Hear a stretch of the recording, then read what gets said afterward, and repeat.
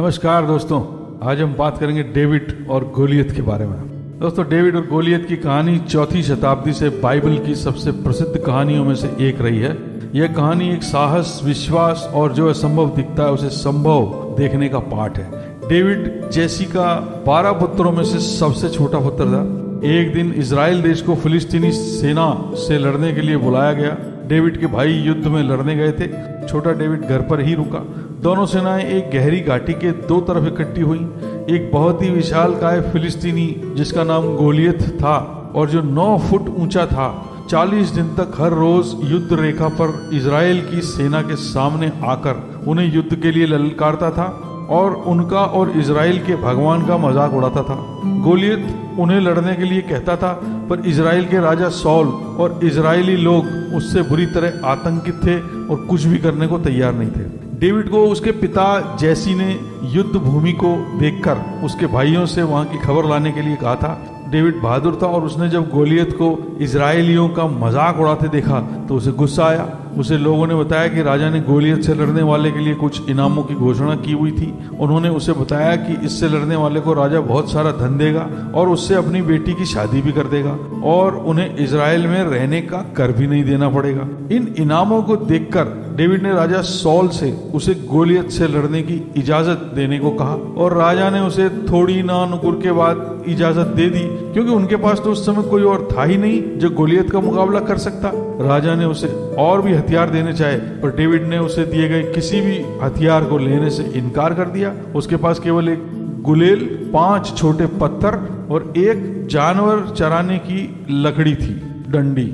गोलियत ने जब बच्चे जैसे डेविड को अपने सामने देखा तो उसने उसकी हंसी उड़ाई, पर डेविड ने इस पर प्रतिक्रिया स्वरूप उससे कहा कि वह इजराइल के भगवान की ओर से उससे लड़ने आया था। जैसे ही उनका युद्ध शुरू हुआ, डेविड ने अपनी गुलेल निकाली और उस पर एक पत्थर चढ़ाकर उसे कान तक खींचकर छोड़ दिया और आश्चर्यजनक रूप से वह पत्थर उस विशालकाय गोलियत के सिर में समा गया और वह विशालकाय प्राणी किसी कटे पेड़ की तरह वहीं ढेर हो गया। तब डेविड उसके पास गया और उसी की तलवार निकालकर उसका सिर धड़ से अलग कर दिया। अपने विशालकाय मानव को मरते देखकर फिलिस्तीनी सेना आतंकित हो गई और वहां से भागने लगी। इजराइल की युद्ध में जीत हो चुकी थी। बाद में इजराइल के राजा सौल ने डेविड को बुलाकर उसे उसके उपहार आदि दिए और अपनी पुत्री की उससे शादी भी कर दी। यह कहानी यहाँ समाप्त हुई।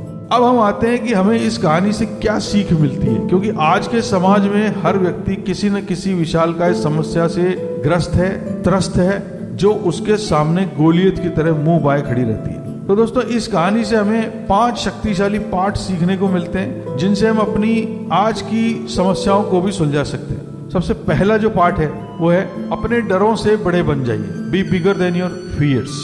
40 दिनों तक सुबह शाम गोलियत इजरायली सेना को उससे लड़ने के लिए ललकारता रहा, पर सारे इजरायली उससे ऐसे आतंकित थे जैसे शेर के सामने खड़ा मौत के मुंह में जाने वाला उसका शिकार। उनमें से किसी की भी गोलियत को चुनौती देने की हिम्मत नहीं थी। पर जब डेविड ने उसे मारने पर दिए जाने वाले इनामों के बारे में सुना तो उसने उससे लड़ने की इच्छा व्यक्त की।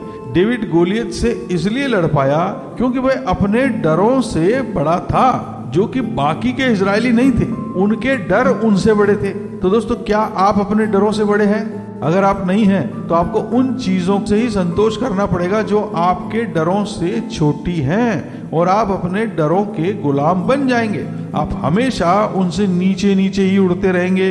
हमेशा चीजों को लॉजिकली देखिए, फैक्ट्स देखिए, अपने भेजे की बॉक्स टाइप थिंकिंग से जरा बाहर निकलिए और कर्म कीजिए। क्योंकि डब्ल्यू क्लीमेंट स्टोन ने एक बार कहा था, आपकी सोच कभी भी डर पर विजय नहीं पा सकती, पर आपके कर्म पा सकते हैं। दूसरी सीख जो हमें इससे मिलती है वो है कि आकार से कोई फर्क नहीं पड़ता। Size doesn't matter. जीवन में आपका आए दिन सूक्ष्म, छोटी, बड़ी और विशालकाय चुनौतियों से सामना होता रहता है, परंतु उनका आकार आपके लिए असंगत है। क्यों? क्योंकि वो ये निश्चित नहीं करता कि आपके लिए क्या करना संभव है।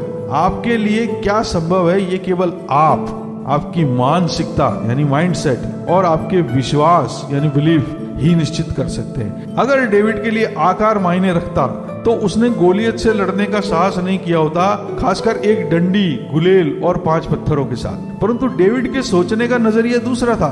वह गोलियत के विशालकाय शरीर को दूसरे नजरिए से देख रहा था, और वो नजरिया यह था कि गोलियत इतना विशालकाय है कि निशाना चूक ही नहीं सकता। देखिए कितनी बड़ी बात है, इतना बड़ा शरीर और गुलेल का पत्थर। डेविड का सोचना यह था कि इससे गोलियत बचेगा कैसे। तो डेविड को मालूम था कि आकार कोई मायने नहीं रखता। जैसे हम भी कहते हैं बड़ा हुआ तो क्या हुआ, जैसे पेड़ खजूर, पंछी को छाया नहीं, फल लागत अति दूर। इसी तरह से दोस्तों तलवार सुई से बड़ी होती है, पर सुई का काम तलवार नहीं कर सकती, वो तो सुई ही करेगी। तो आकार से कोई फर्क नहीं पड़ता। डेविड के लिए जो मायने रखता था वह था उसका विश्वास, उसका साहस, उसकी प्रतिबद्धता यानी कमिटमेंट। आप अपने जीवन में और आने वाली चुनौतियों में भी यही सिद्धांत लगा सकते हैं। चुनौतियों से बड़ा सोचिए, अपनी रुकावटों से बड़े हो जाइए और इस तरह से काम करिए जैसे आपके लिए असफल होना असंभव है। It's impossible for you to fail. अपनी चुनौतियों से बड़ा आत्मविश्वास, आस्था और अपना जुनून रखिए। तीसरा जो पाठ हम इससे सीखते हैं वो है जो आपके पास पहले से है उसका उपयोग करिए। Make use of what you already have. दोस्तों ज्यादातर लोग कोई भी काम शुरू करने से पहले उन चीजों के बारे में शिकायत करते हैं जो उनके पास नहीं है, पर सच्चाई ये है कि आपको जो आपके पास पहले से है उसका प्रयोग कर जो भी आपको प्राप्त करना है उसके लिए काम शुरू कर देना। गोलियत के खड़ग, कवच और भाले के सामने डेविड के हथियार कुछ भी नहीं थे, लेकिन फिर भी उसने इनका प्रयोग किया और उस काम में ये उसके लिए काफी सिद्ध हुए। उसने फिर भी गोलियत को हरा दिया और उसने ये रोना नहीं रोया कि उसके पास क्या नहीं था, जैसा कि बाकी के इजरायली रो रहे थे 40 दिन से।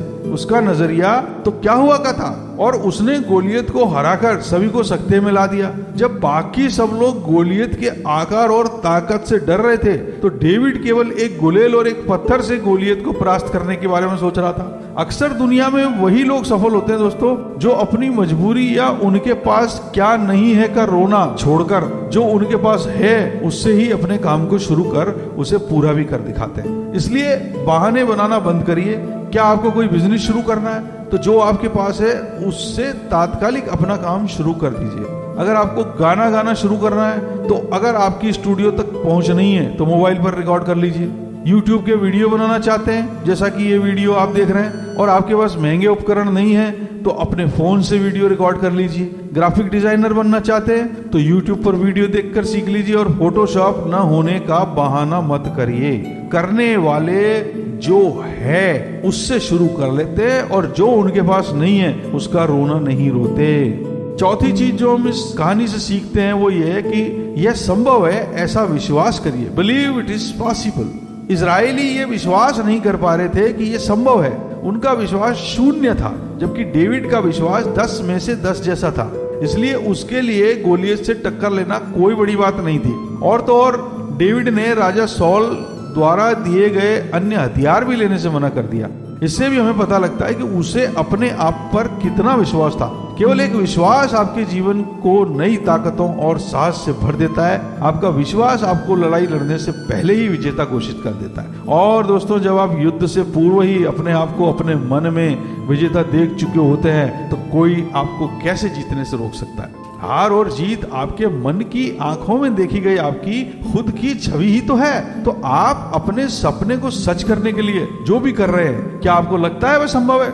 उस पर बिना मजबूत विश्वास के आप सफल हो ही नहीं पाएंगे। आप आधे रास्ते भी नहीं पहुंच पाएंगे और छोड़ देंगे।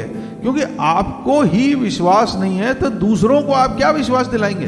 अगर आपके डर, आपके आत्मविश्वास और आस्था से बड़े हैं तो आप अपने ही पैरों पर कुल्हाड़ी मार रहे हैं। जब तक आप अपने ऊपर आपके डर या आपकी रुकावट से ज्यादा विश्वास नहीं करते, आप उसे आगे कर ही नहीं पाएंगे। ग्रीक लेखक निकोस कज़नजाकिस ने सही कहा है कि सफल होने के लिए पहले हमें विश्वास होना चाहिए कि हम उसे कर सकते हैं। दोस्तों पांचवी चीज जो हमें इस कहानी से सीखने को मिलती है वो है कि अपने आप को कम मत आंकिए। Don't underestimate yourself. अपनी क्षमताओं को कभी कम मत आंकिएगा। जब आप अपने आप को कम आंकते हैं तो आप कम ही कर पाते हैं और कम ही प्राप्त कर पाते हैं। गोलियत और डेविड को देखने और तुलना करने पर आप गोलियत को ही ज्यादा अच्छी स्थिति में पाएंगे, पर युद्ध के परिणाम इजरायलियों के अनुमान के विपरीत ही थे। डेविड ने अपने आप और अपनी क्षमताओं को कम नहीं आंका था। उसे पूर्ण विश्वास था कि वह सफल होगा ही। दोस्तों, इससे कोई फर्क नहीं पड़ता कि आप कोई लेखक है या पियानो वादक या प्लम्बर या प्रॉपर्टी बेचने खरीदने वाले या कोई संगीतकार या फिर कोई माता पिता या कॉलेज स्टूडेंट या फिर कोई नौकरी करने वाले। आप जो विश्वास करते हैं उससे ज्यादा के लिए सक्षम हैं। ये एक चीज अपनी गांठ बांध लीजिए। आपकी क्षमताएं अभी तक आपने देखी नहीं है, उन्हें देखने का अपने आप को एक मौका दीजिए और वो तब होगा जब आप किसी एक काम में सफल होंगे। तो दोस्तों, आज के लिए बस इतना ही। अगर ये वीडियो आपको अच्छा लगा हो तो इसे लाइक करिएगा, दूसरों के साथ शेयर करिएगा, और अगर आपने अभी तक हमारा चैनल सब्सक्राइब नहीं किया है तो अभी तुरंत सब्सक्राइब करिएगा। दोस्तों, साथ ही हमें यह भी बताइएगा कि आप किन विषयों पर वीडियो देखना पसंद करेंगे, ताकि हम आपकी पसंद के वीडियो आपके लिए भविष्य में लेकर आ सकें। आपसे मुलाकात होगी हमारे अगले वीडियो में। तब तक के लिए नमस्कार, धन्यवाद।